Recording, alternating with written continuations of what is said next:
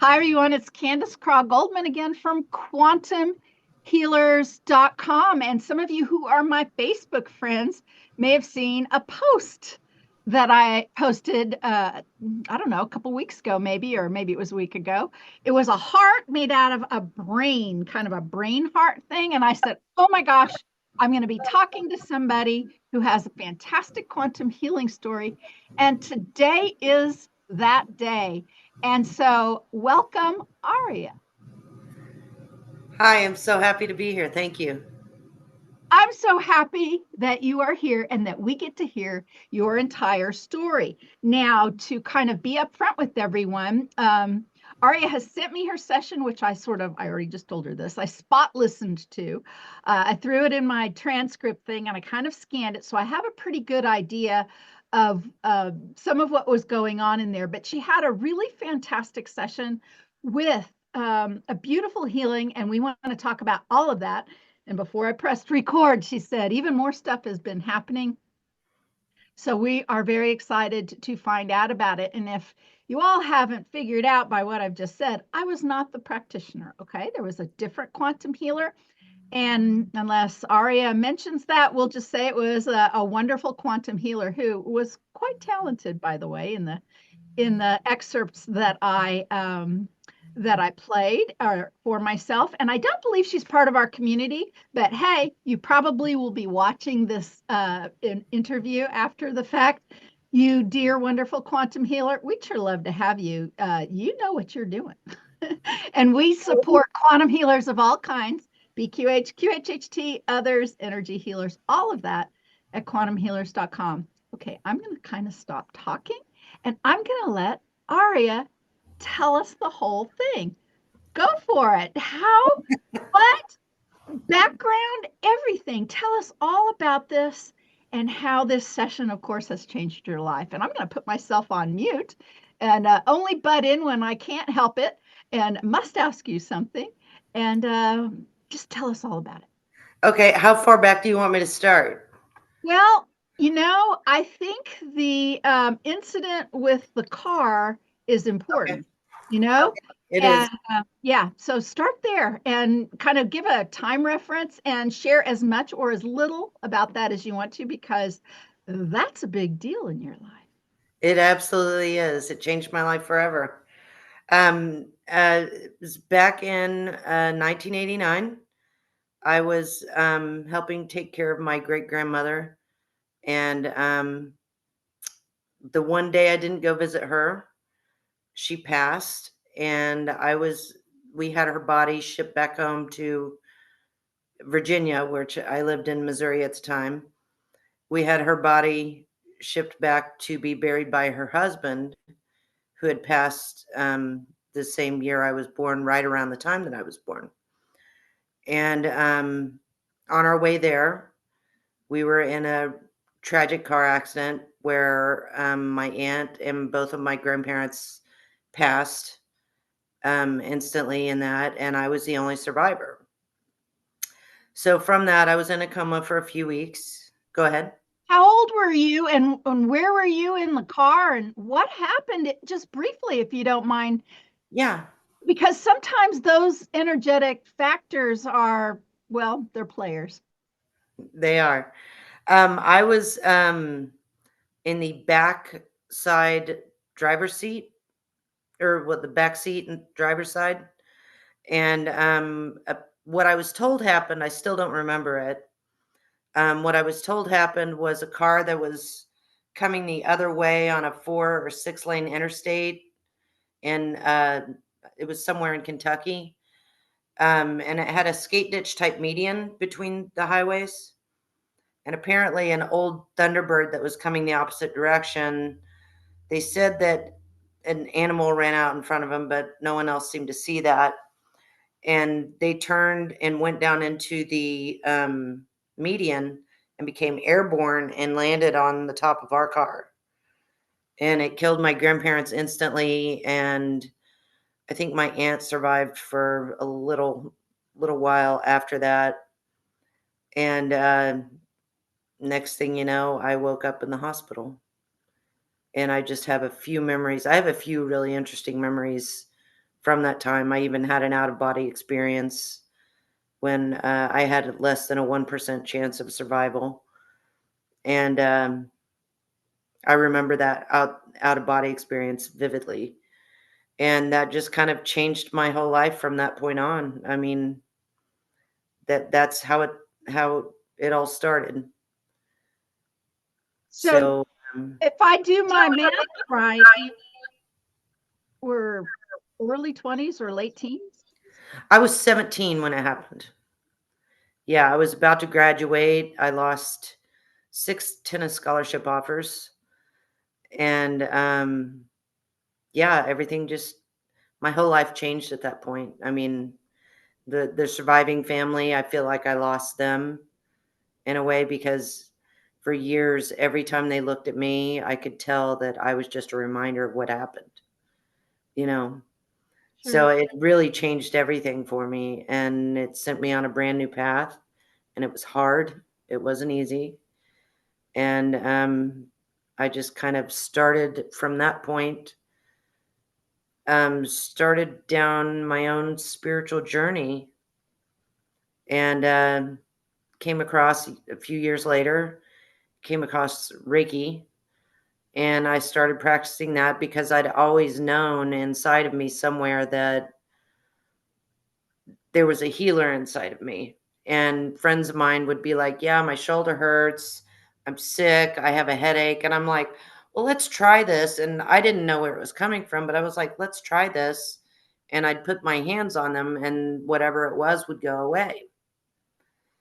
And I thought it was kind of fun and didn't really think too much of it because, for about 3 years after the accident, I was I kind of had a mentality of about a 5-year old.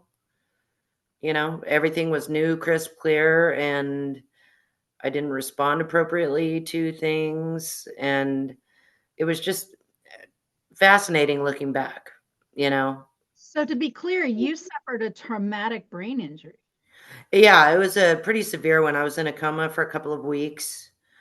And years later, I got PTSD from that. And after I got the PTSD, I learned how to live with my traumatic brain injury. I had a photographic memory previous to that, and that's gone. But the PTSD, when that hit, it changed absolutely everything. It was, I call it the moment that I realized that anything is not possible. That Because, anything is not possible. yeah, because it made no sense. I had no control over my body, how it reacted, you know, for years. I feel like I'm going to start kind of jumping around. And if I do, feel free to That's rein me okay. in. That's But how I communicate myself. I'm sort of all over the place. So this bothers me not a bit if you don't mind me butting in and asking questions. oh, no, that's great. I actually would prefer if you do, if you have any. Great. Oh, I already do. So during the coma, you said you had an out of body experience, but were you aware? Because I've had many clients who've been in comas and some friends. When you were in the coma, were you aware of the fact that you were in a hospital in a coma? Did you hear things? Did you see things? Did any of that happen? What was your sense of time and presence during that time? That if you can remember that. The only thing I can remember about the coma part is that um,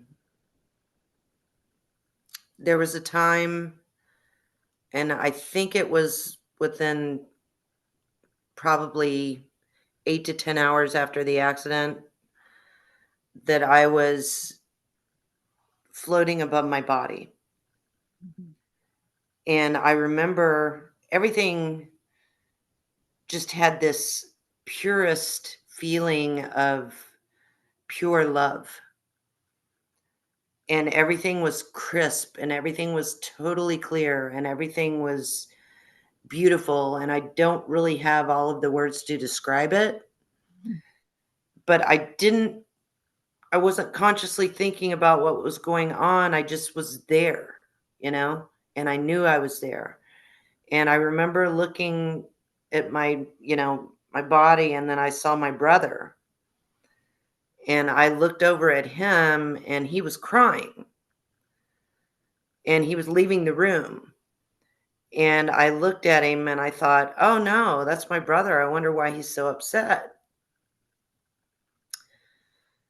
And he started to walk back in the room. And the closer he got to my body, the more I kind of came down. And then he leaned down and gave me a kiss on the forehead. And as soon as he gave me that kiss on the forehead, I was back in my body. That's like Sleeping Beauty almost. I know. Yeah, I mean, it's a very vivid memory that I have of that. And I can't explain the feeling of it. And there was a lot of curiosity about it. I do remember that, feeling very curious about why he was so sad. And yeah, it was pretty amazing, actually, experience.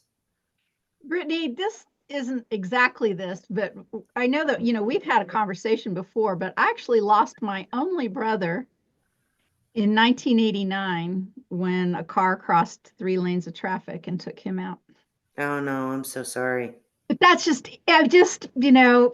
we've connected in this beautiful way, and it just sort of feels a little bit like a connection there. And my Yeah, brother absolutely. passing uh, was integral in me ending up doing what I'm doing, and I also started with Reiki.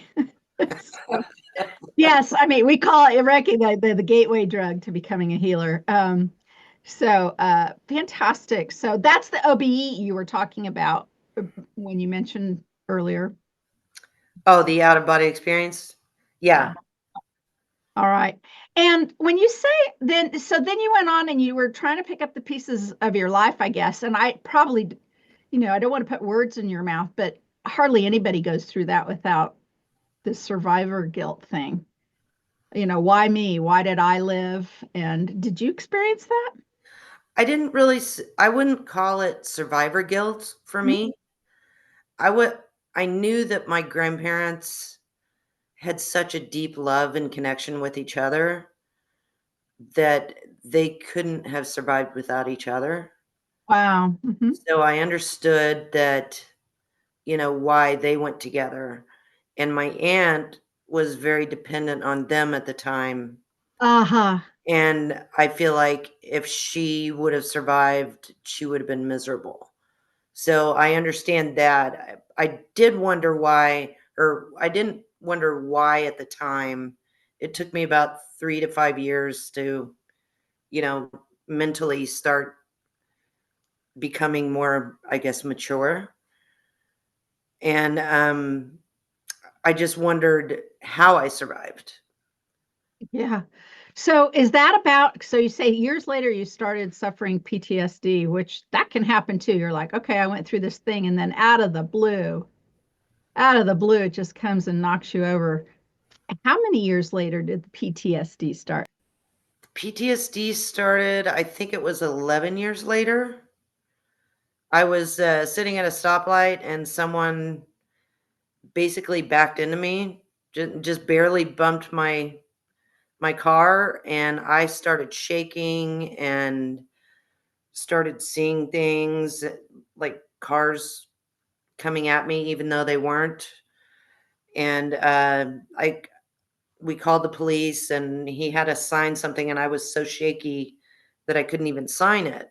And the cop was like, "Are you okay?" And I was like, "I don't know what's going on. I just couldn't sign my own signature." And I went home and I started having bad dreams about cars coming at me and flying into me, and that's how that started. And it was so crazy and so insane that I don't know how to describe PTSD to people, because people think that it's a conscious thought that people just, Yeah, no, think about it too much and it takes you to a dark place. And that's not how it no. works. It can be a sound, it can be a smell, It can be, anything. It got to the point where I couldn't watch any TV because if there was a car, I would just ball up and start crying. And I lived, the house that I had at the time, if a car would drive by, if someone would shut a car door, I would just start bawling. So I had sheets up over my windows. I mean, it's really insane. I had sheets up over my windows. I could only watch cartoons, to distract myself because anything that had a car in it would just trigger me and it would get me going. So I went through EMDR therapy for very intensely, 5 days a week for I think it was about 3 months, and I realized that when I drove, I could drive the speed limit again, and I didn't see these cars coming at me all the time. And so it was huge. That's so fascinating. I'll just mention that I had PTSD for a little while, so I'll describe my perspective of it. I was with a girlfriend of mine in uh, in Charleston, South Carolina, as a matter of fact. I was visiting. We were dressed to the nines in pretty dresses and high heels, and we were walking into a really nice restaurant to have dinner together. And somebody mugged us, and I say us, but he never touched me. He mugged us in the parking lot. And what he did is he took my friend by the back like that, and he put a knife up to her throat, and I'm standing right there. And it was so traumatic for us both. And I actually, my guilt of what I did, I mean, I looked at him and I made a split second decision. Do I try to help my friend or do I make the smart decision I thought, which was run screaming, trying to have help? Because I figured he'd go whoosh, and then kick me in my stomach, right? Right. That gave us both PTSD and in different ways. You know what it was? I find it fascinating. She had the big purse, so she threw her purse. He went after her purse, let us both go. She was running then right behind me towards the restaurant. After that, she never carried a purse again, ever. And she couldn't have sharp pointed things around her like a crystal chandelier. I'm not going in that room. And I had PTSD for anybody coming up behind me and startling me even briefly in the middle of the day, like, hey, or whatever. I turn around and go, and I would. That took a long time. And to this day, when I park in a parking lot, nobody gets behind me. Nobody walks behind me. If somebody's behind me, I just kind of turn around and they go in front of me. I didn't mean to jump in there, but I did want to It's mention important. PTSD can happen for a lot of things. So if you think about it, that was PTSD for me. Man never touched me. It was just something that I was sort It of was a traumatic situation. involved in. Yes, and it took a long time. It changed my life forever, my friend's life forever, as this accident changed your life forever. And you had some physical issues come out of that too. Do you want to share that? And when did those arise? Physical issues, like Um, I well, know you that I couldn't carry anything. They wouldn't allow me to carry anything for about a year after that because I had a ruptured spleen. I had, I know I had about 5 or 6 specialists. I had a neurologist, an internist. I had a few others, specialized doctors that I don't remember specifically what they did, but um, physically, I was okay for the most part. I had some pain in my left knee, and of course, I had a broken nose, and that hurt really bad because the doctor was trying to tell me that I had a broken nose, and I was like, I think I'd know if my nose was broken, and I grabbed it, and I was like, oh. my goodness. All right. Well, I think we covered probably the story of the car crash, but so you kind of resume your life Yeah. and any highlights you want to mention or the path that you got before things were happening in your life that you found yourself looking for help with healing on your end. So what happens in the ensuing years, Yeah, Aria? well, within a year after the accident, I ended up getting kicked out of my house, with a fresh brain injury, and because I didn't clean a pan, Oh my gosh. and well, I didn't clean a pan in the moment I used it. I cleaned it later on that day, and I was kicked out, and I've basically been on my own ever since, with no help from anybody, and yeah, that's about that. But as far as I had to learn to readapt to the world, had to learn my new normals and learn what I could and, couldn't do. And that kind of sent me. My grandfather was a doctor for originally for the Navy, and I think he was a commander in the Navy. And interesting point of fact, I was told by someone in my family that he was actually one of the people that was called when Kennedy got shot. But he was too far away when that happened. But anyway, so back to that, I remember that I was thinking about the night before we left, and my grandmother pulled me outside because she wanted to talk to me about my how well I did with her mom, which was my great grandmother. And she pulled me outside and she told me that how proud of me she was, and that she thought that I should get into the medical field because I had a lot of compassion and I handled, those kind of situations very well. And I thought about that and I thought, I want to be a trauma surgeon. That's what I thought. So I started out, and after I tried college right after the accident, got kicked out because I couldn't remember anything. I was like 51st Dates bad, like that movie. I couldn't remember anything for more than 5-10 minutes at the time. So I ended up getting kicked out of college and then started back a few years later. And I decided that I wanted to. This is kind of me jumping around, but I decided that I wanted to get my EMT license.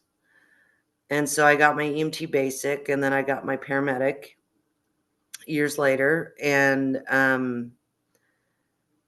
was on the dean's and the president's list. Uh, was invited to join Mensa, and from there I was paramedic for, I think it was about a year and a half. I worked in the ER and was doing really well at it. And then that small fender bender happened, and that kind of took that away from me. So I couldn't do that anymore.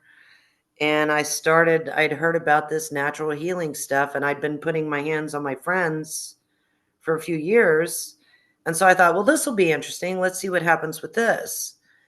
And initially, I got attuned to the first level, and I was pushing out more energy, or allowing the energy to come through me, I guess, more powerfully than, some of the masters that were in this Reiki exchange that we did.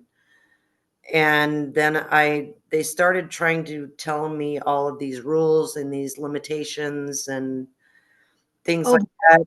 Right, right, right. So, and they didn't make sense to me, and my energy stopped flowing as much.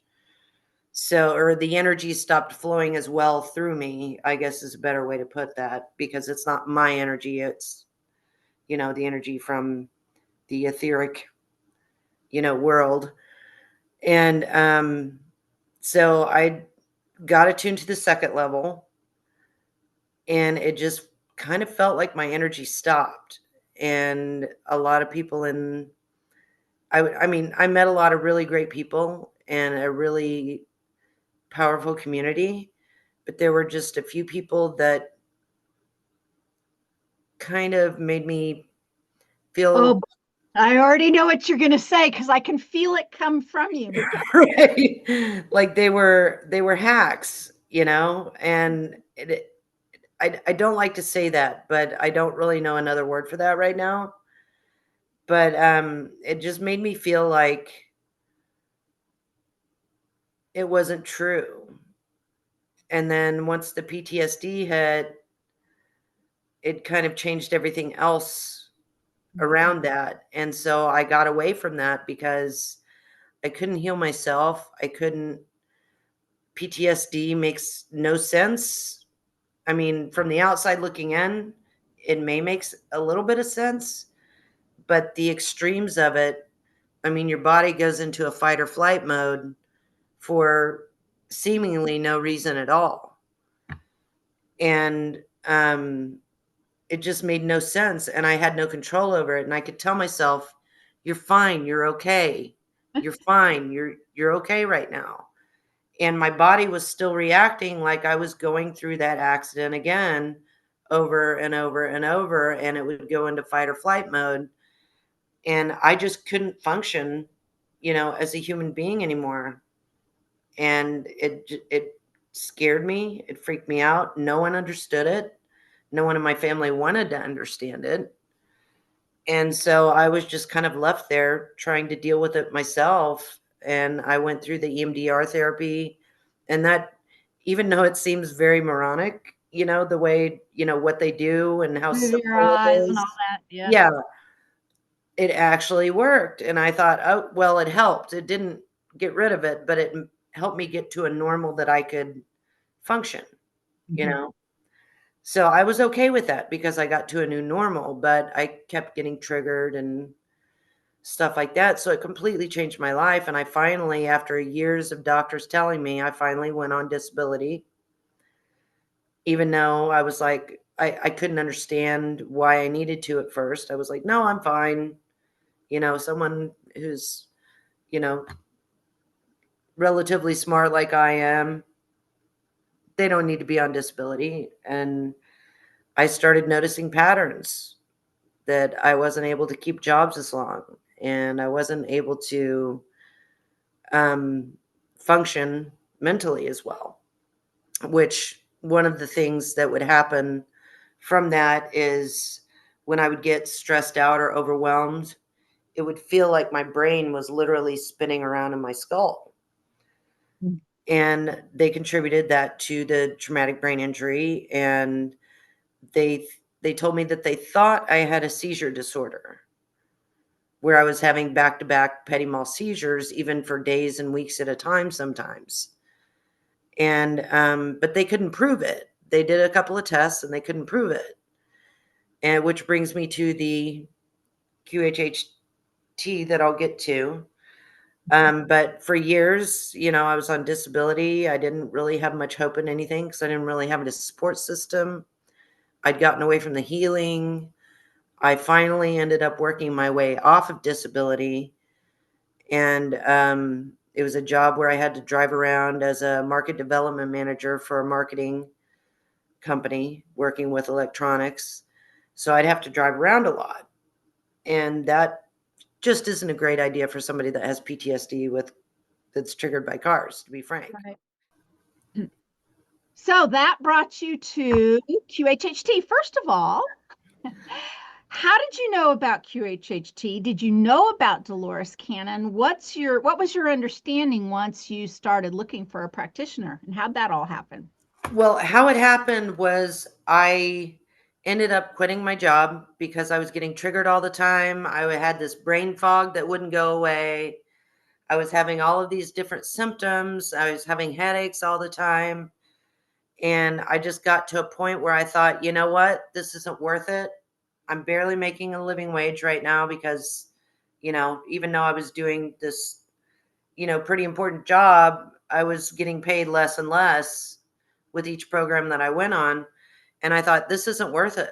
I can't do this anymore. It's not worth it. It's not worth it because it's affecting my health. And this last year, well, the last year, I have never in my life been as sick as I have this last year. And something was constantly going on. I was constantly getting triggered. My heart was in my throat constantly. And I would have these headaches and I had this brain fog and my head would spin around or my brain would spin around in my head. And since, you know, that was going on, I ended up quitting my job because I thought, you know what, it's just not worth it. So I thought I was going to quit my job and start getting certifications. And through that process, I thought, you know, years ago, when I was getting into the healing community and all of that, I felt really in touch with myself and my spirit and my soul. And I was trying different things. I was trying meditation, which I'd been doing for years with my PTSD. I was trying all of these different things to try to get that deeper connection with my spirit and or my soul or whatever you want to call it. And QHHT just kind of popped up in a feed that I was watching and I was like, well, I don't know what that is, but something told me to hit play, so I did. And that's how I found that. And I thought, well, that's really interesting. Maybe that'll help me get in touch with my spirit. Oh, wait, I need to rewind because I had been to the doctor with the headaches and the brain fog and all this kind of stuff because it wasn't going away even after I quit my job. And I'd been to my doctor and they couldn't figure out what was going on. And so they ordered an MRI to be done.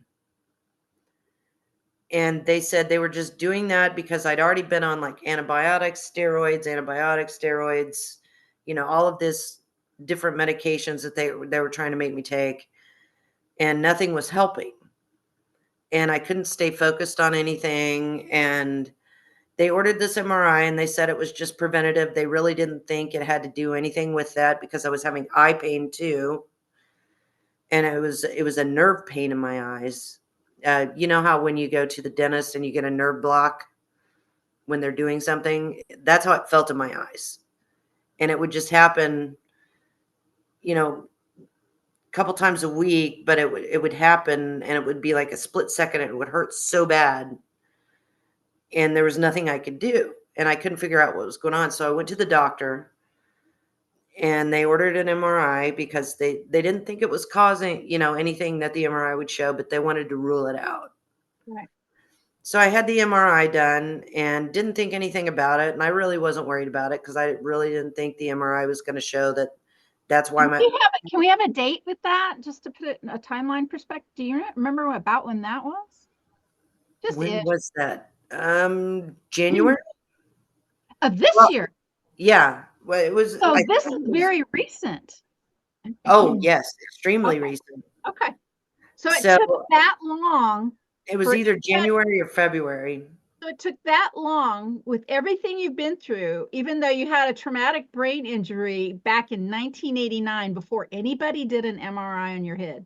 No, I had an MRI done many years ago and I had CT scans done many Okay. years ago. So there was a break in between all of that and you having Right. this recent one. Okay, good. Right. Now But this is like context. 50,000 years later, it seems like. So, and Okay. so many lifetimes later because I've completely, I mean, I've become a shell of a person at this point. So, I didn't really think anything about it. I went and had the MRI done and didn't hear anything back. And I wasn't really expecting to hear anything back because I really didn't think that's what was causing the brain fog or the eye pain. And didn't hear anything. It was a month. I had an appointment with a neurologist for the results and went into the neurologist. And I was just expecting to go in and hear, we don't know what's causing your eye pain or the brain fog, so because I didn't hear anything from him for over a month. So I went in and the neurologist came in and said, well, we don't know what's causing your eye pain, which is kind of what I was expecting to hear, And she said, but we did find that you have your temporal lobe is shrinking, and that's called mesial temporal sclerosis. And she said, and we also found a brain tumor on your left frontal lobe. And I was just sitting there, and I think I was kind of in shock because I was like, okay, yeah, no big deal. And she was like, it's totally normal. She said, you have a meningioma in your left frontal lobe, and my brain injury is in my right frontal lobe.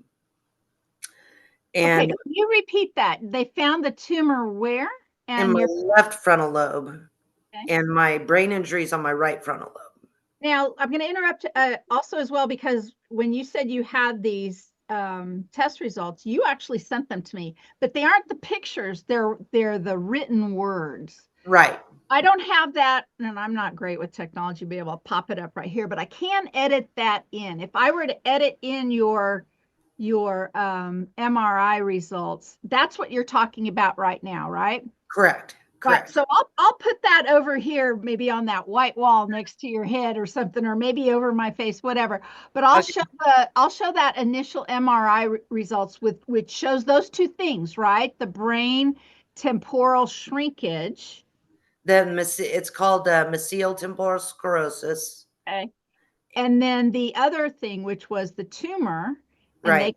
they called it a special kind of tumor. Yeah, meningioma.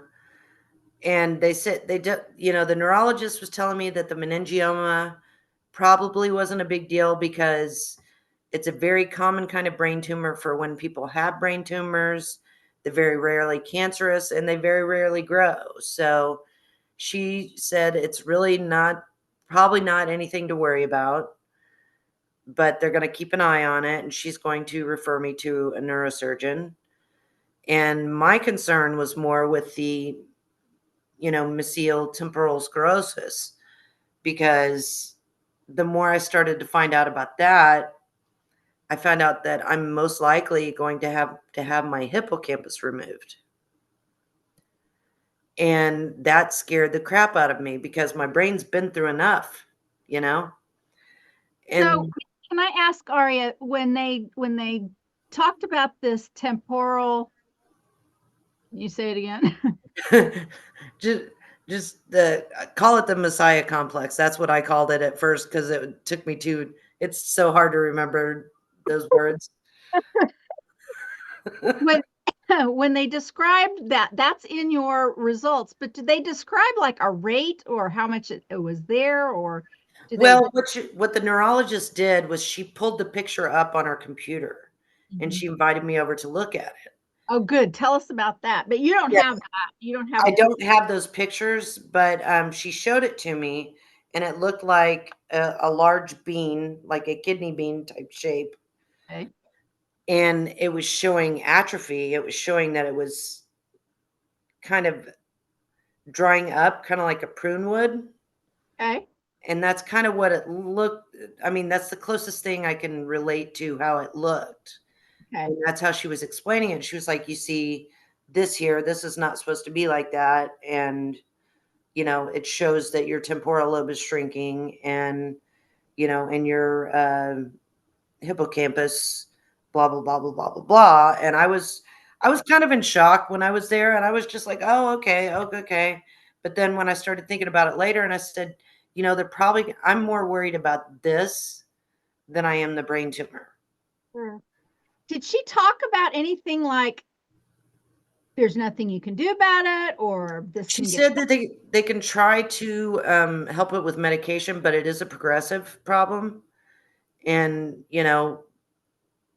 either immediately or eventually, depending on what the neurosurgeon thinks, I may have to get part of my brain removed, is what she said. but she didn't give you any hope this was going to resolve.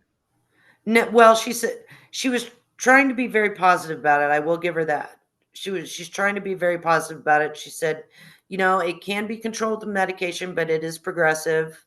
So, Sounds to me like this doesn't go away. You can slow it right. down, but it keeps going down the direction of shrinking more and more and possibly mucking up your hippocampus, and you might be looking at a brain surgery in the future. Yeah, well, I had an appointment with my GP right after I had the the appointment with a neurologist for something else, just to get a referral for something. And I went in, and she walked into the room and she said, "Okay, let's talk about your MRI results." And I said, "No, I don't need to. I just went to the neurologist. Everything's going to be fine, whatever. And they're just going to do an MRI with contrast. And, she's referring me to a neurosurgeon. And I don't even know why." And she looked really scared when I was like, "Yeah, I'm not worried about it." And she looked really scared. And I saw that and I thought, okay, hold on a second.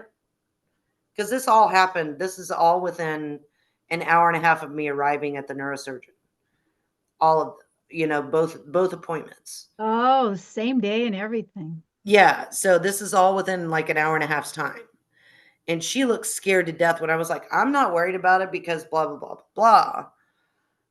And she was like, "Let's discuss this." And I was like, "Am I not taking this seriously enough?" She said, "No, I don't think you are." And so she went into more detail about everything. And, she told me that over 90% of the time with that diagnosis, I would have to have part of my brain removed. Which the neurosurgeon didn't say to you. Well, the neurologist didn't say. Neurologist, excuse me. That's right. So your initial appointment was with the neurologist and you were headed towards a neurosurgeon. Yeah, well, I didn't have an appointment with a neurosurgeon yet, but this was my GP that was talking to me about that. Wow. And so I was like, okay. And then, I came home after all of that. I came home and thought, well, they're probably just going to focus more on the mesial temporal sclerosis than the brain tumor, because it sounds like the brain tumor's normally not that big of an issue, the kind of brain tumor that I have, but they're probably just going to monitor that. So, I took the night to think about it. I didn't tell anybody, I didn't get a hold of family. I didn't want to panic because we didn't know enough yet. And I knew we didn't know enough yet. So the next day I sent an email to my siblings and let them know, hey, just an FYI, just giving you a heads up. This is what's going on. I went to the doctor for this and they found two completely different things instead. And so I have this brain tumor and I have this brain disease. I said, we don't know a whole lot about it right now. So there's no point in thinking or freaking out about the what ifs. We just need to figure out what's going on, and they're going to be doing further tests. And until we know those, we don't know what's going to happen. So I'm just giving you a heads up. And then I sent them all a text letting them know to check their emails, and didn't hear anything from them. And I thought, well, that shows me a lot. But then if From your family didn't even respond to that. they didn't respond, and so a couple hours, like an hour later after I sent that, I tried to call one of my sisters and she didn't answer. She sent me straight to voicemail, and I thought, you have got to be kidding me. And then she sent me a text right after that. She's like, I'm on the phone dealing with stuff with Dad. Well, what I found out was that the reason they didn't respond immediately is because the night before, which is the day that I got my diagnosis, my dad, who has Alzheimer's and dementia, had a psychotic break, and his caregiver found him on the floor. Well, I won't get into all the details of that, but it wasn't good, and he had to go straight to the hospital, and they had been in the hospital with him, and that's why they didn't respond. So I was like, okay. And so I'm trying not to bother them because I know they're dealing with all of that, and they all, I live in on the East Coast, and they all live in the Midwest. So I I tried to stay out of it, I meditated constantly and tried to distract myself to keep myself from worrying about everything. And then I found the QHHT and I was reminded of that. And I thought, well, might as well, even though I've been unemployed for a while, might as well do something to try to reconnect with my spirit, because that's really where I feel like I need to be right now. You know what's so fascinating? I mean, I'm up, my dad upstairs, he's got dementia right now. I mean, that's why he lives with me, and he needs pretty constant supervision, except for if he's sleeping most nights. Anyway, that his issue is in the brain, you know? Yeah. There's some real fascinating connections here. Yes, I'm So, seeing that. I'm seeing so, so then you learn about QHHT. So how did you find your practitioner? Like, how did that, how'd what that get well, made? what I did was I thought, you know what? I'm just going to look this up and try it, because something inside of me tells me this is what I need to do to get in touch with my spirit, soul, whatever you want to call it. And so I Googled, QHHT in, the city that I live in. Mhm. And I think there's like 3 or 4 different practitioners that came up. And I thought, okay, well, I clicked on it and I thought, I'm just going to use, my inner knowledge to guide me towards the right person. And I went to one website and it seemed nice, but something just wasn't clicking. Mhm. And so I just said out loud, I said, okay, guys, I need your help here to help me pick the right person for me to find, to get this done so I can get in touch with my soul again and get on the right path. And that's really what I wanted. And I found Gretchen Hazlitt. I went to her website and gave her a phone call, left her a voicemail, and she contacted me a day or two later. I told her my story. I'd been unemployed for about 2.5 months at this point. And she was, and told her what was going on. And she was like, well, this can heal too. And I was like, yeah, I heard about that. And I really didn't put too much into it, to be honest with you. I Mhm. thought, yeah, I heard about that. And that's great and all that. And I said, I just really want to get in touch with my spirit and, you know, get myself going and getting on the right path again. And she was like, well, the healing, blah, blah, blah, blah, blah. And I was like, yeah, that's great. Yeah, let's do it. And I really honestly wasn't, it's not that I didn't believe that there was going to be healing. I just didn't put too much into it, you know? I'm gonna stop you right there because um, I wouldn't say everybody who has a fantastic story of healing has that particular approach, but it happens a lot. So, what it sounds to me like another way of phrasing what you're saying is you're pretty neutral about the idea of an outcome that involved healing. Your intention was to and you say connect with, and the whole time I'm thinking reconnect because you had that connection for a good little while, especially when you were doing that Reiki. So you just went in with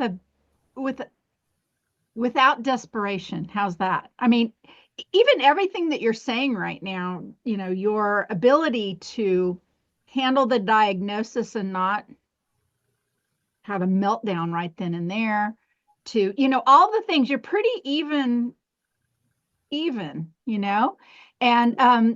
so contacting her and her saying this, I just want to point that out. It's because some people who are so panicky and desperate, that energy sometimes can be a big block to real healing. That doesn't mean a desire to choose healing or a an idea to manifest healing is wrong. I'm not saying that at all, but that frantic, panic, desperation energy was not in anything that you've talked about right now, even though you talked about the PTSD.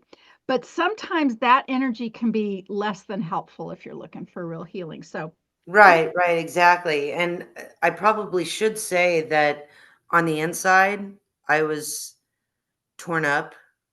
I had been for years.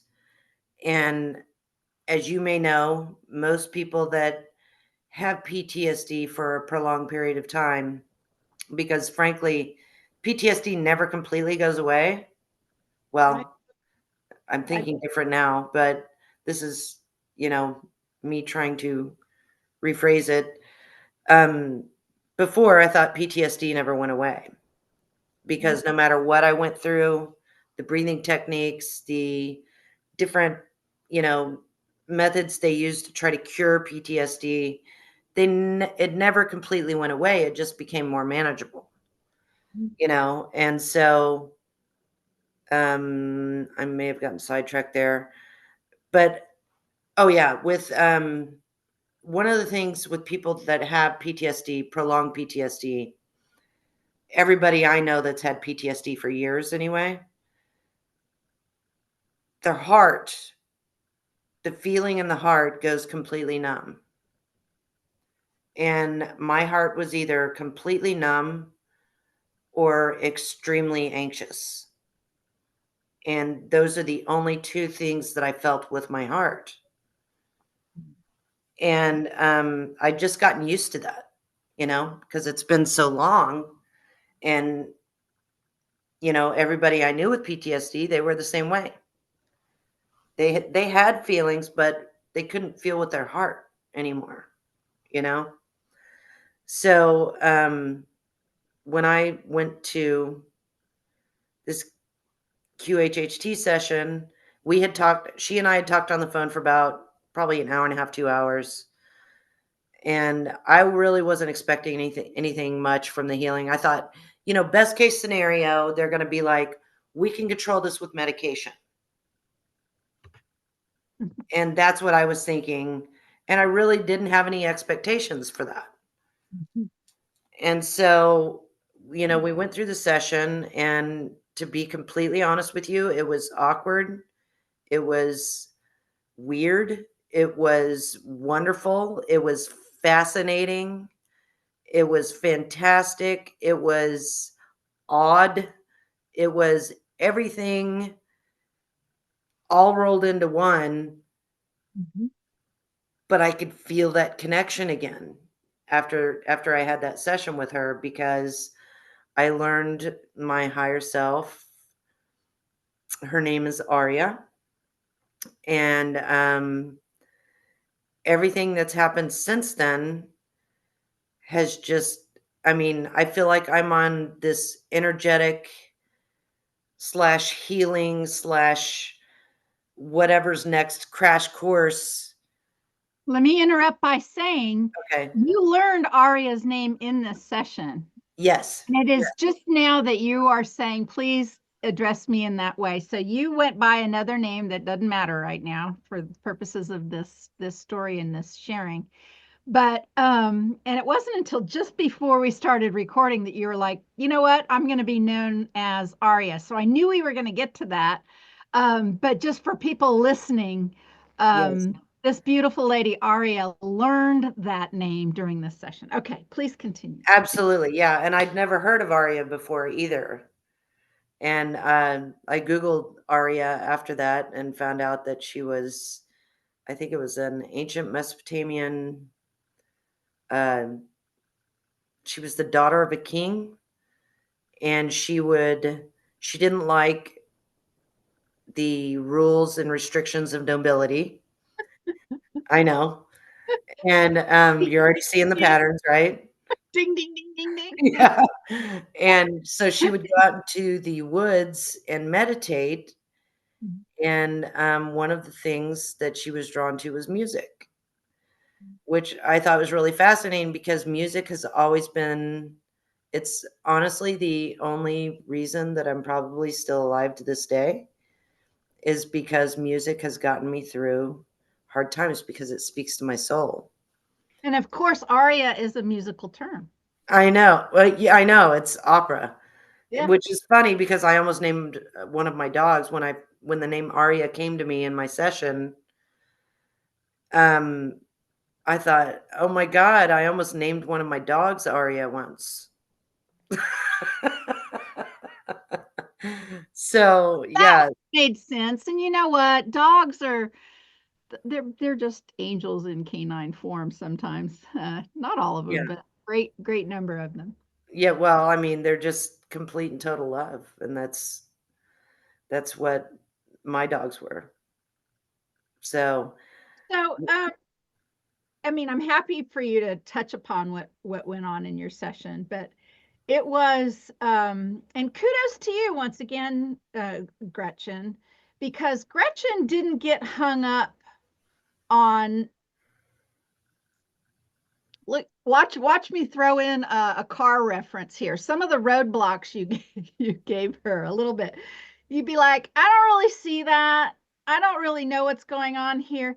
She smoothly and very skillfully, oh, she you'll did. know, and you just trust, and just the first thing that comes to your mind. She was very good Yes, at keeping you trusting and progressing on with what you know, because and let me take a little sideways bent here as teacher and somebody who talks about this work all the time.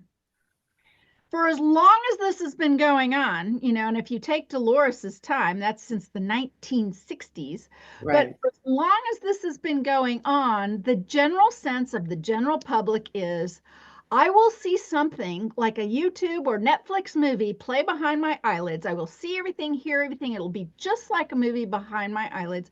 And for some people, it's a lot like that. Let me say for most, that's right, most, most, for most people, it is not like that at all. It's not. And so some people have a disconnect. They get into this state and they think, well, I don't really know. I don't really see. I don't really, and you're like, just let it come. You Right, let it come. And that's why I say often just pretend or even begin to pretend, and then it starts snowballing on itself like that, and you really do know. You really do know. And if you're having issues and stopping, it's not the method for the most part. It's not even the practitioner unless they're being belligerent and their energy is weird, because your practitioner has to have good, supportive, positive, open energy and not feel like you've got to fit in a box. That has to happen.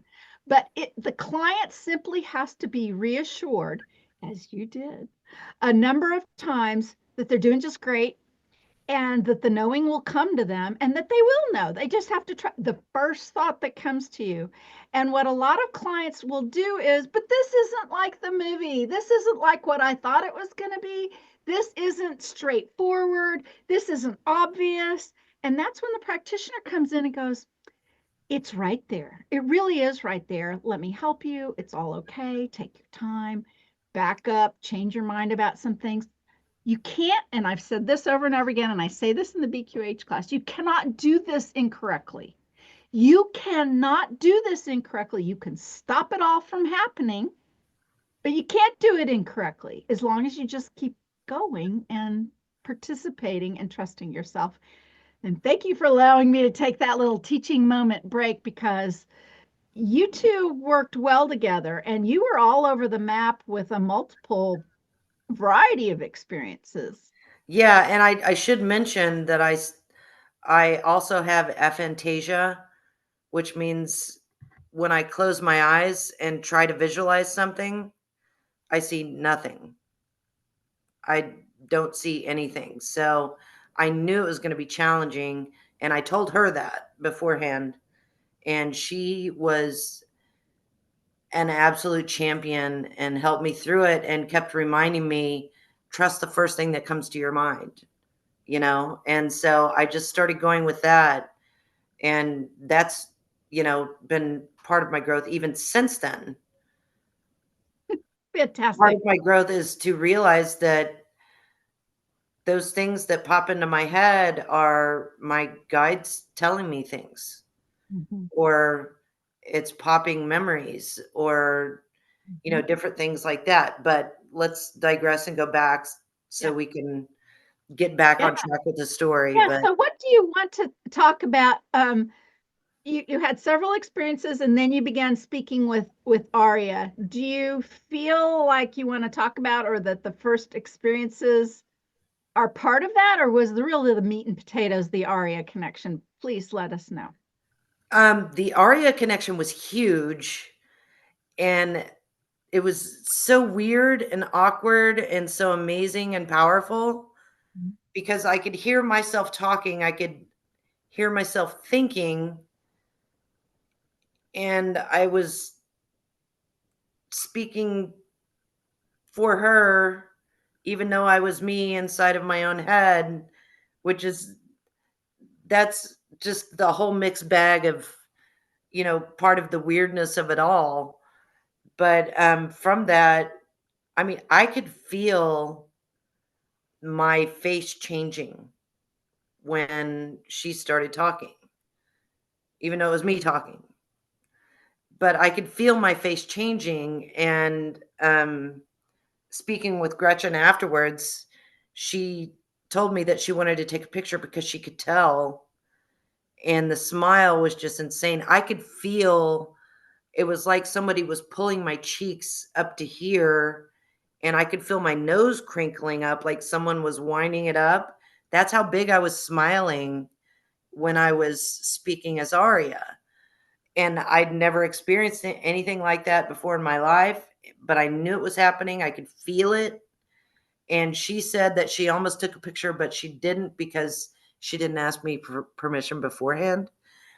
Can I interrupt you and say I will take pictures? And then I'll tell the client immediately, I took this picture. You might love it. I'll only ever share it if you give me complete permission to do it. But Right. I've even taken, again, here's me as the teacher stepping in. I've taken video with in-person picture clients too.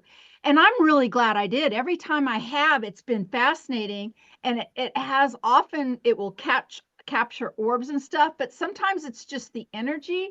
And sometimes it's the undulation that the body goes through, which almost sometimes the undulation um, doesn't look possible. It looks like a special effect. Uh-huh. Now, you know, that doesn't mean that when you don't have that you won't have healing. I'll say that over and over again. There's a couple profound healings that I've had where all the only part about the healing portion that came through was, okay, he's healed. I mean, just flat, nothing. No magic, no booms, no orbs, no sparkles, no light, no undulation, nothing. Okay, he's healed. And it seems like such a nothing burger that, and sometimes that's all, that's what it is. And that the healing comes straight with that.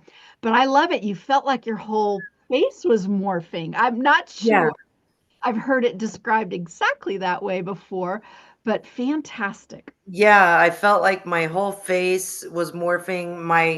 My body was so tense because the energy was so intense that I was literally like grabbing my thighs, and I thought they were going to be bruised, but I mean, I was just stuck with the energy. But there was something I wanted to say from something that you said, but I can't remember what it is right now. Okay. Maybe I just interrupted you. No, Um, it's okay. but you said, like, so you were talking about that your face was morphing and your smile and your nose curled up and it was really big, and for somebody to have their issue in their brain, to feel such a new sensation in their brain, talking about their brain, that's just really fascinating. You know, you were describing it, you were pointing to different sides of your own head. Did it really feel that way, or are you just Oh yeah, it good? absolutely did. I mean, I could feel it when it was happening, and I just kept telling myself in my head, "Just let it be. Just go with it. So Just she let was it on be." the right side of your brain. She was actually on both sides, but Sides. the one side of my brain, the thinking, the analytical side was Left side. constantly telling myself, "Go with it. Right. Just let this happen. Everything's okay. Just let it keep going and don't overthink it. And here's where Gretchen came in a number of times because you would start to think about what was going on in front of you. And Gretchen was like, "Oh no, no, no. We'll analyze it later. We'll talk about that later." And Exactly. he was brilliant with that. And if you now with some people, they can't not do that. And if they focus so much on the analyzing and the trying to figure stuff out with the left side of their brain, then the whole thing can get shut down. Right. This is not easy, but if you can keep remembering that you can't do it wrong, and nobody's going to come in and grade you, and nobody's going to, say, stop the presses, you're doing it wrong, and you have to something else. I mean, just, none of that's ever going to happen. So if you can just keep going, you may have some amazing things happen, which you did. Oh, I remember what I wanted to say a few minutes ago. Good. When we first started, we were in her office and um, I closed my eyes and we started the breathing exercises and whatever and dimmed the lights down. And I was like, hey, can you turn that light off over here on the left side? And she was like, yeah, sure. And I knew there was a little tiny light, and the lights in there weren't bright. There was a little tiny, wall sconce over here, and there was a lamp over here, and she turned the lamp off. And when I closed my eyes, it was so bright that I couldn't concentrate. And the one over here ended up disappearing. And while I was breathing and going through trying to get into that deep meditative state, I literally like peeked through one of my eyes because the light was so bright. And I knew she'd turned the lamp off, so I was like, "What is it over there that is so bright?" So I thought maybe there was another light that I hadn't seen, and I peeked over and I looked over there and nothing was there. And I was like, "Oh, I think that's one of my guides." So, yeah, and I don't think I said that in the session, but No, you I remember didn't. looking But over there and I seeing. did write something down because you were talking within one of the narrative story portions. There was bits of stories that came out and kind of, in sections of your session. Um, you were saying that, you were this light, that you were this light coming in and assisting and helping. And I wrote it down. It was my favorite line. Again, I didn't listen to the entirety of your session. I really, really tried, but I listened to sections of it before today. And I got the transcript and I scanned it and I definitely, saw the highlights of it. But I wrote this down because when you said it, I just thought, I love that so much. Do you remember saying this? A day in the life of a light is not linear. It's just not, I I love, don't remember saying that. oh, I loved it so much because Gretchen was trying to get a story out or a part of a story, making a story connection. Look, let's face it, a story is linear. We're humans and our stories are linear. And even though she was great with what she was doing, and I'm not saying she was wrong with what she was doing here, trying to get the story out because you want the story. But when you were embodying that light within that scene, you were so good and you were so in the light, being the light. And Gretchen asked a question that was linear, and that's how you responded. Hey, look, a day in the life of a light is not linear. The whole session that I heard of, I'm going to have to go back and listen to the whole thing. You know what's funny is every time I listen to the recording of it, I There's hear something something new. new. Of course. Of course you will. I have a Yeah. client. Okay, small tangent, but I have a client who's also a friend who had her session 2 years ago, 2 years ago, that she just paid attention to a little bit at the time. The last two times I've seen her, she's like fallen in my arms and cried and hugged me. And she's like, why didn't I listen to this 2 years ago? Why didn't I hear that part of it? That didn't, I don't remember any of this happening, or I don't remember this part or whatever. And I'm like, well, some people aren't ready. Some people just can't hear it.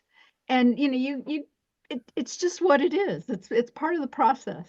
Yeah, yeah. No, I gotta say, Gretchen was absolute the biggest champion because Right. I know I wasn't the easiest person to get to that point because of my aphantasia and my No, you were not the easiest, but you know what? You never got belligerent. You'd kind of throw up a roadblock, and Gretchen would just go and just toss the roadblock out of the way and encourage you to keep going. And you did. And that's all anybody needs to do as a client, is to just keep starting over, or keep, you yeah, know, she had some she was great a champion. She was a pro, she and had that's some all I can say great about it. She was amazing. some great lines too. Um, and you'll just know. And the way she said it, you'll just know, which is your help, your practitioner so fully believing in you and in this process, and because she's seen, I'm sure she, has seen how incredible it can be when you really just believe that to be true Hmm. and keep going. Right. Keep, And that's one of the things that I've learned from that is to trust yourself. yeah. And I'm learning that. And it's what's happened since then has been, I mean, it just keeps getting better and better and more amazing. And I feel like this is this is why I'm still here. This is this is the reason I'm still here. This is the reason why I came here. And that's what I truly feel. So let's address how the healing was addressed in the session. Can you Okay. summarize how that worked, and yeah, and how that all played out? Well, I just remember the cheeks and the nose and the huge smile that was totally not my smile at all. And I remember laughing at well, Aria would start laughing because I would think some kind of smart ass comment in my analyzing head, and she would start laughing and be like, she is so funny. And but I remember my eyes were closed and I would just see what I would call a blockage. And what it really may have been was some kind of blockage that had to do with a muscle or some kind of flow, you know, having to do with the brain or the skull or whatever. But I would see like little miniature pictures of a piece of it just for like a split second, which is amazing for me, who's with someone with aphantasia, to be able to do that. But when Aria was dominant, I could briefly see things, and it was pretty amazing. And I could feel energy around my head, but that's really all I felt. And I was listening to Aria speak, saying, there's a lot of work that needs to be done. I'm working on it. I'm trying. And it didn't hurt. It didn't feel like hardly anything except an excessive amount of energy. And that's all it felt like to me Mhm. during that time period. Was any of it explained, why you had it, why you were going through it, how it was being healed, or why it was being resolved and healed for you? Did any of those things come up in the healing portion that you want to share? Um, I think a lot of it had to do with my life experiences and creating blockages because I didn't know how to maybe deal with those at the time, or put up blockages to keep myself safe.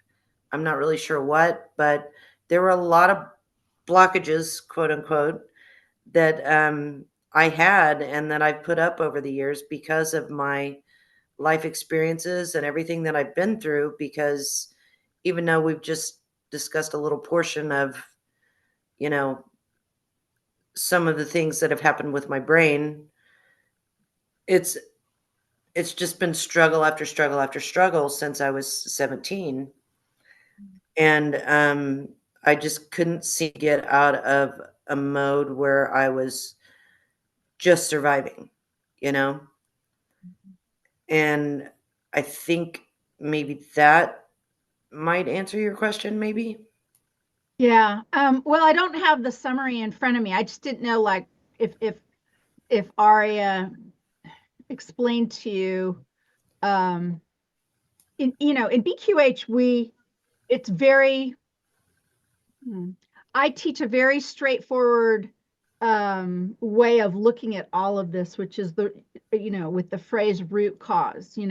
So if in general, how I may have, and again, forgive me, I didn't hear the whole entire thing. It was long. I sure tried too, and I had it up on a speed, but it doesn't matter why I didn't, but I did get good parts of it, but not all of it.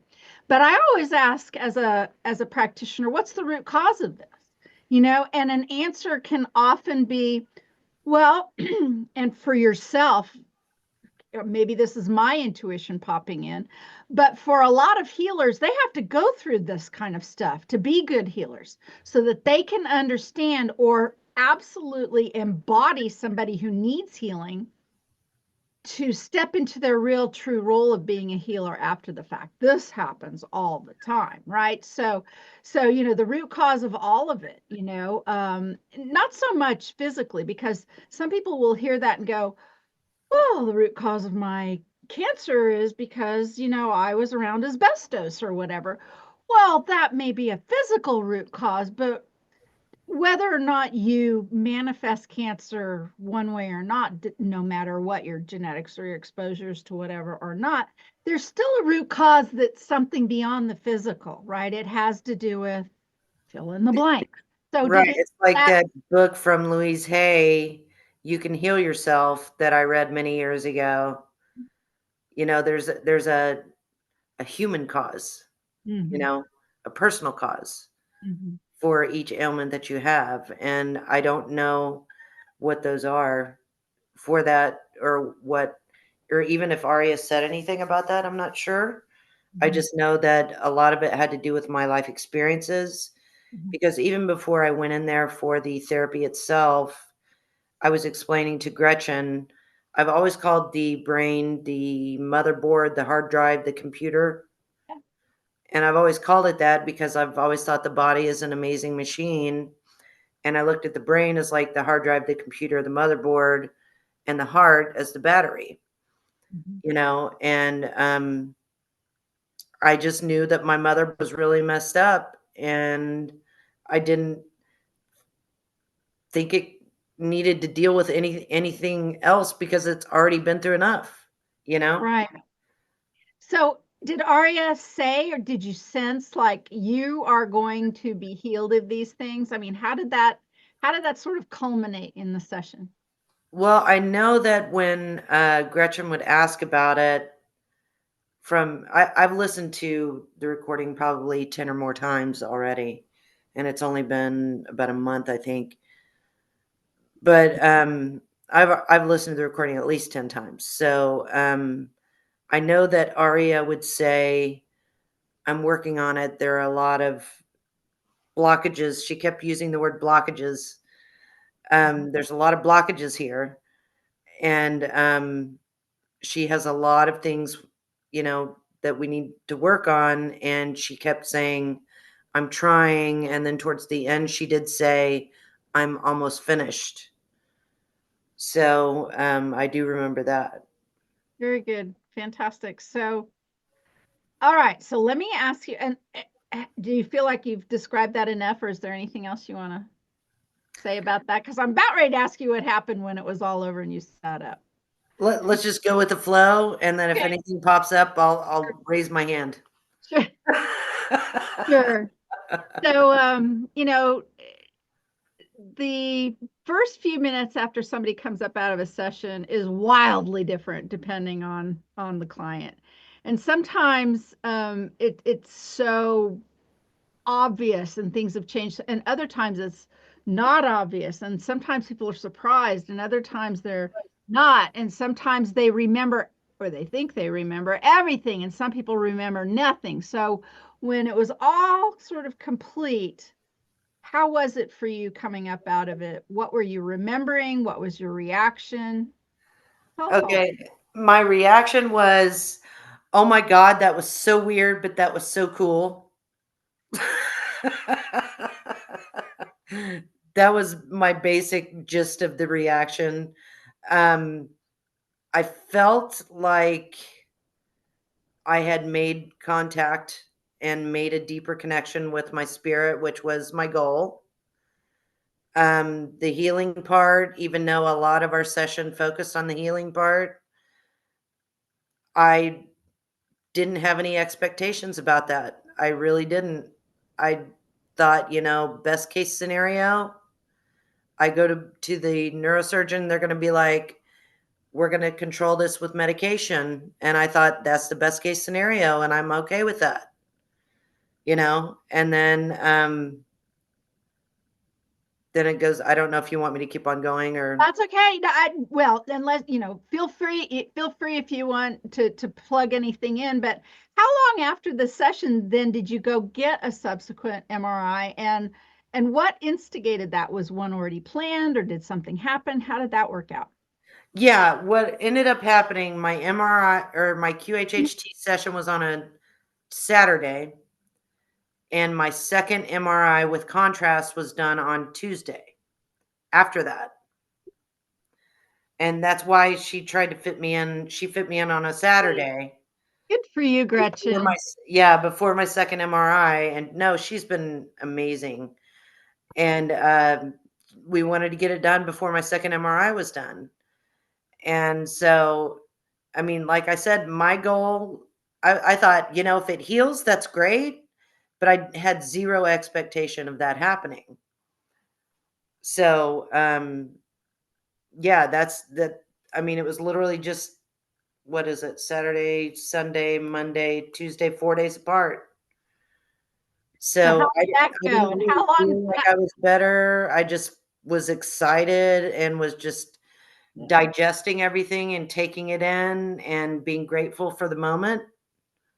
And that's basically how I felt afterwards. And then, what was it?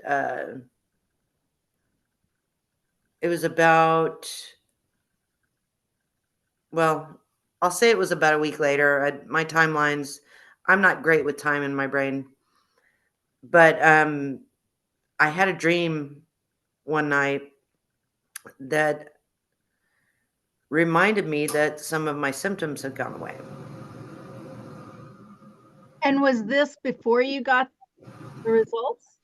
This is before I got the results. This is before I got the results. I went to get the MRI, and had that done. Came home and just thought I'm going to leave that on the table until I go to see the neurosurgeon. And that's when I'm going to get my results, even though I have some sort of a medical background, because I just thought it would be best to not speculate and know a little bit and then worry about the what ifs. So I decided I was just going to leave it until I went to the neurosurgeon to get the results of the MRI, or the second MRI. So you had actually something to look at, Yeah. and Yeah. you have the self-control not to look at it. Well, I mean, they gave me, a link to the portal, and I refuse to go on those medical portals because it's online and everything's online, and I just do not like my medical information being online. And so it's my own way of rebelling against that, you know. But I had access to it. Well, in you, that you're my kind of person. For Thank you. you. Good for you. So you go in and now you're seeing the neurosurgeon who, right? Who'd seen I'm about to go see the neurosurgeon. about to go. Okay. I'm a couple of days before I go see the neurosurgeon. I think that appointment was on Wednesday or Thursday, and it was like a Monday. I had a dream right before I woke up that was reminding me that some of my symptoms had gone away, even some of the symptoms that I hadn't told anybody about. There was one symptom I was having, which I told like maybe out of the maybe 10 people that I talked to about it, I told maybe one person that I was having this symptom where I would see shadows and lights out of my peripheral vision. And and I knew it wasn't a presence of any kind. It was just this weird crap that was going on with the brain fog and the lack of focus and the headaches and all of that kind of stuff that was going on. And I had that dream, and so I woke up. It was right before I woke up. I came in, sat here, and I was thinking about it for about an hour or two, and I was like, it just finally came together, and I thought, oh my God, I haven't been seeing the shadows or the lights since the QHHT session. And I thought, that's amazing. And I was like, wait a second, I can think again. And then I was like, wait a second, I've been able to focus too. And I started thinking about what I'd been doing the last couple of days. And I was like, oh my God, I've been able to focus. And so I got all excited and I sent one of my sisters a text and I was like, hey, some of my symptoms are gone. This is awesome. And I text another friend that, and then I went outside and went on a little walk and playing with one of my neighbors. I live in this apartment complex, and one of my neighbors' dogs was running around and was playing with the dog and whatever. And then I got a weird hair and just decided that when I got back inside, I got on the phone with the imaging place that took the MRI, and I talked to them and asked them to send me the results.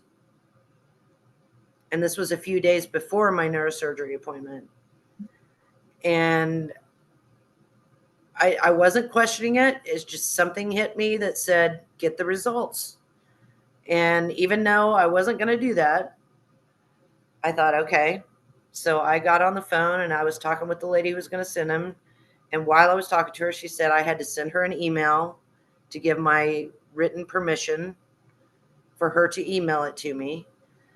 And so I did that. And I was, pardon me if I curse, but I'm just trying to be as real in that moment as I was.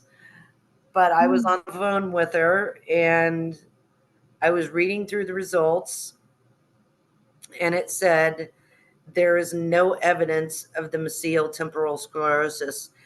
And I jumped up while I was on the phone with her and said, holy bleep, you are not going to effing believe this. Mother, blah, blah, blah, blah, blah. Trying to keep it family oriented. But I was freaked out because, I wasn't expecting anything like that. No, and to remind everyone, as far as I know, and of course I'm no doctor and I could barely even remember the temporal sclerosis moniker, but from what we know right now, I'm going to find myself looking at it. This isn't anything that goes backwards. This is a progressive shrinkage of the part of the brain, this disease, that might be slowed down with medication. And look at what happened. Oh, wait until And, I tell you the story about what the neurosurgeon said. oh, yes, because you know what? Let me take a big breath and let it out, because This is almost always the best part about these sessions. Conversations with the doctor, because I can't wait to hear. Sometimes they get mad. Sometimes they're unbelievable. Sometimes they don't. We have to do the test again. Sometimes they get scared of the clients. One of my favorites is leave this room and don't ever talk to me again. That's another thing. Yes, I've had Go. clients or have heard stories of clients who've had these spontaneous healings and the doctor kicks them out, says, don't ever speak to me again, because their paradigm of reality is gone. They're Yeah. threatened by Yeah. it. Pardon me. So please, Absolutely. I can't wait to hear this. May I say, Aria, please take your time with this. This is my favorite part. Okay. Okay. So, the day before the neurosurgery appointment, even though I had the results, and it still shows that the brain tumor's still there, but it hadn't grown any. And I was starting to get really anxious, and I was trying not to panic, but I was getting really anxious. So I turned to music, and I got on my phone and I turned on Pandora, put my headphones in, and just thought, I'm just going to turn it on and let it play whatever needs to play, because I just need music right now to get me out of my head, because I was about to, you know, I was not panicking, but I was very anxious. And so I was sitting there, and the song that comes on, which I highly recommend anybody listen to, it's by FC Kahuna, called Hailing. And I'd heard the songs many times before, or that song many times before, but I'd never really paid attention to it. I liked it, but I just never really paid it that much attention to it, like in detail. But basically, all she says in the song is, don't worry about the things you fear, just be happy to be here. And that's literally all she says through the whole song. Mhm. And so I'm sitting there, and that song comes on, and I just kind of smiled, and I thought, okay, this is the way it's supposed to be, you know? And I went, was driving to the neurosurgery appointment the next day, and I got there, and I was still a little bit nervous because, I still had the brain tumor, and I wasn't sure if they were going to be like, hey, we gave you the wrong results, or there was a problem with the machine, or, and I wasn't sure, and I was trying not to speculate. I was trying to just stay calm. Mhm. And I went in there, and I was in the office, and the neurosurgeon came in really fast, and I had my phone out, and I was ready to hit voice record, but I wasn't sure when to do it. So I set my phone down, and I said, so I have a question for you. And then I forgot all about the voice recording that I was going to do. Mhm. And he sat down, right in front of his computer there in the room. And he was looking at, the pictures and all of that kind of stuff of the MRI. And I said, so I got the results for my MRI. And the first one shows the mesial temporal sclerosis. And the second one says there is no sign of that. And I said, I'm just curious, with all the years that you've been doing this, have you ever seen anything like this before? Or could this be a mistake or a problem with the machine? Or what is your take on it? And he said, well, let's see. And he pulled up both of them side by side and looked at them side by side. And he just went back and forth a couple of times. And he said, to be completely honest with you, I've never seen anything like this before in my life. And I would just, frankly, he said, I would just consider it a miracle. And he went like that. And I thought, thank you. Thank you, God. Thank you. Thank you. Thank you. Thank you. Thank you. And I started laughing, and he turned around and looked at me, and I said, can I tell you a secret? And he said, yeah, sure. And I said, I had this, alternative kind of healing type thing done a few days before I had that second MRI, and he looked at me and he goes, "Well, hey, if it works." Well, God bless him. God bless him. I Was he know, an older right? guy? Was he an older guy or a younger guy?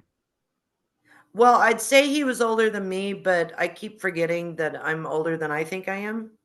So I think he's probably about my age, maybe late 40s, mid 50s. Well, that's great. That's great. That's so fantastic and good for him. I've that is on the more rare scale of doctors' reactions to these kinds of outcomes. But Yeah. I love it. I love it that he used the word miracle, even though it's fraught with a lot of baggage. But that he didn't dismiss it or make you go do another MRI or something like that is just so fantastic.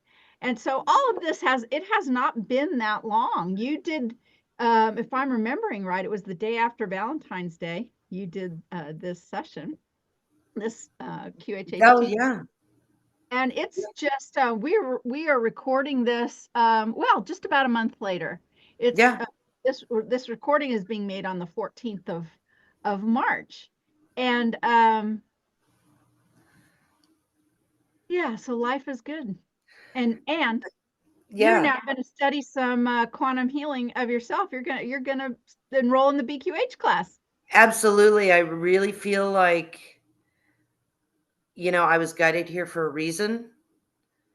And with all of the changes that have happened to me since then, I don't know if I've told you this yet or not when we talked the other day, but after 30 plus years of having PTSD, it's gone.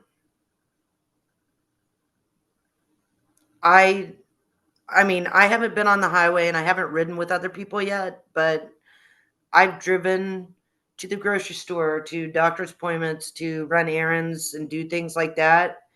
And not once have I gotten to where I'm squeezing the wheel so tightly that I have to remind myself to let it go.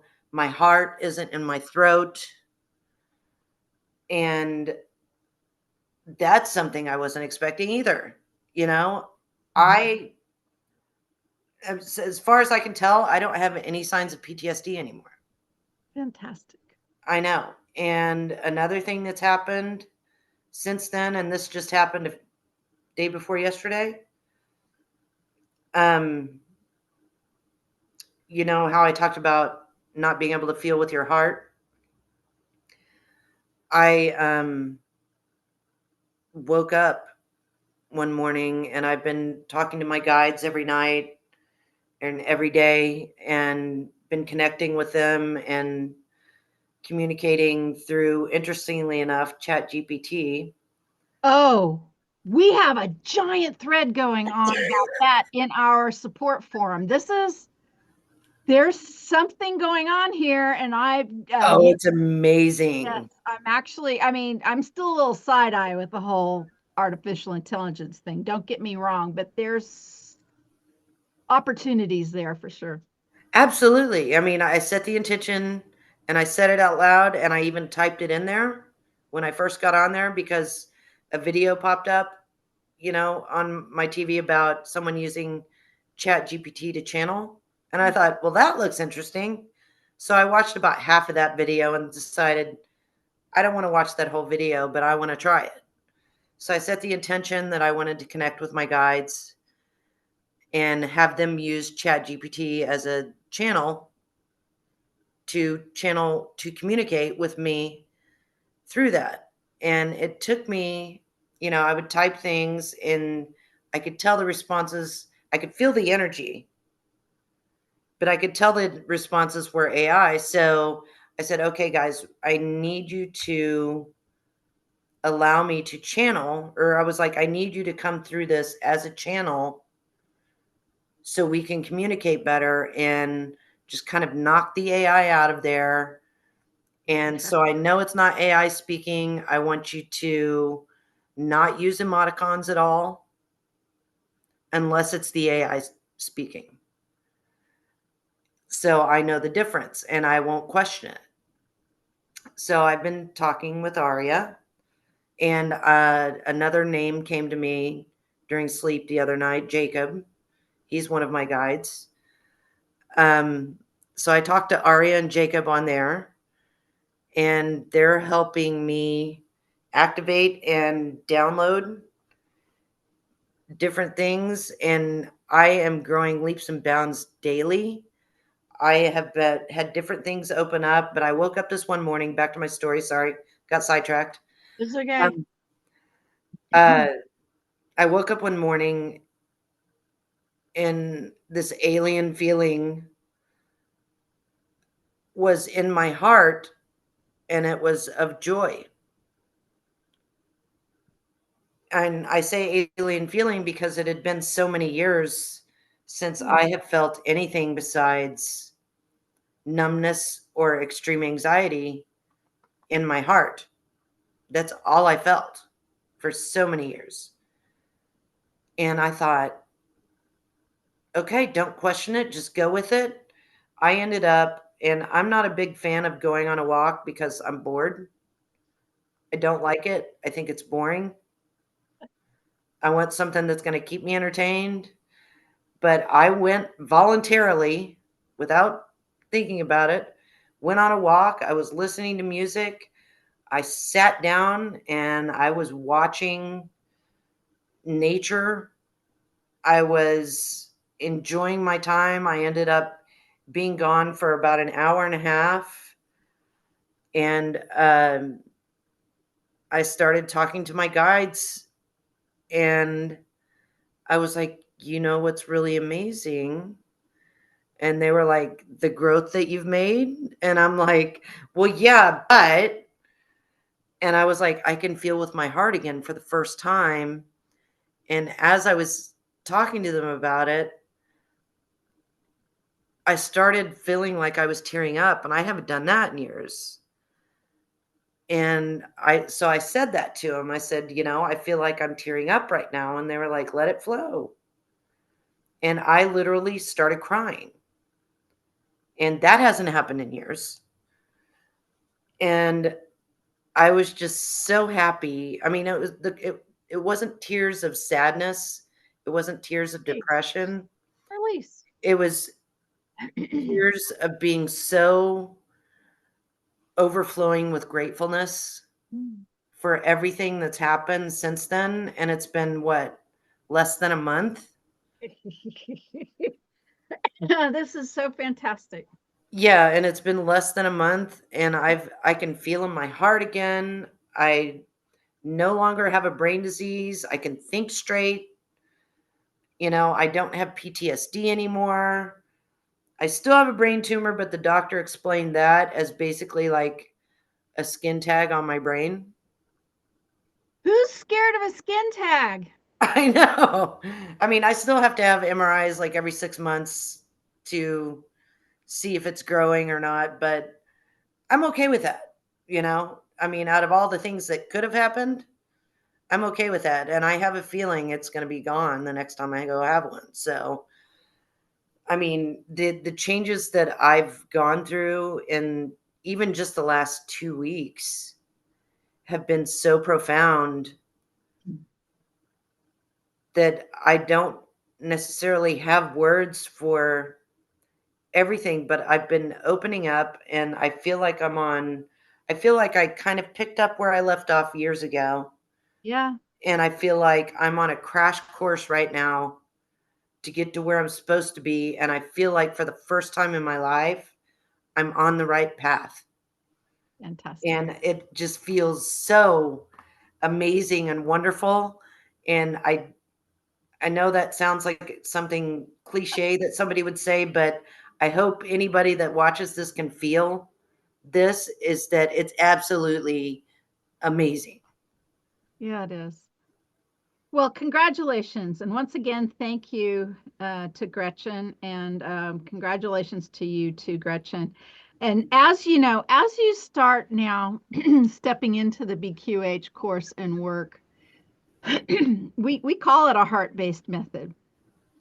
And what I want to say to you directly and personally to you, not just to any or every BQH practitioner or quantum healer who shows up to do this work, but to you specifically is, this thing that happened to you, this miraculous thing and this heart-opening thing, it's so fresh and it's so beautiful and it's so within your aura and in your energy field and should remain there forever for sure, but to keep from being, oh, I don't know, minimized or jaded or have some other sort of blockages come up or whatever. But I see every opportunity for you to tap into that part of you that was a healer way back when, that was very powerful, and just take it to kind of the next couple, three levels. There's just so much in front of you. Yeah, I can feel that and I see that. And I mean, that's part of what's been unfolding. And I am overwhelmed and overflowing with the gratefulness that I have in my heart because doors are opening for me that I never expected to happen. And everything just feels so right. And I feel like for the first time in my life, I'm not just going to be surviving, I'm going to be thriving. And Fantastic. I got it. It's just an amazing feeling. It really is. Well, congratulations. Well, we've been at this for almost 2 hours, so I Oh, think oh no, it was fantastic. I don't know if I'll break this up into two parts or not. We'll see how that goes.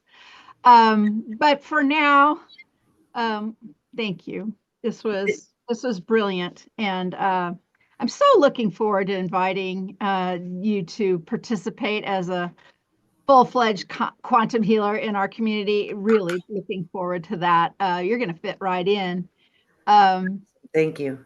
Thank you so much. So, for those of you who out there already provide service to others in any sort of way, healings, readings, you know, practitioners of any kind, please consider joining us at quantumhealers.com. We are open-minded and we're guru-free. We have a great community and a worldwide directory listing and a learning platform, and growing every day. So we'd love to have you. And until next time, once again, thank you, everybody who's watching. Thank you to you, Aria. And see you next time. Bye for now.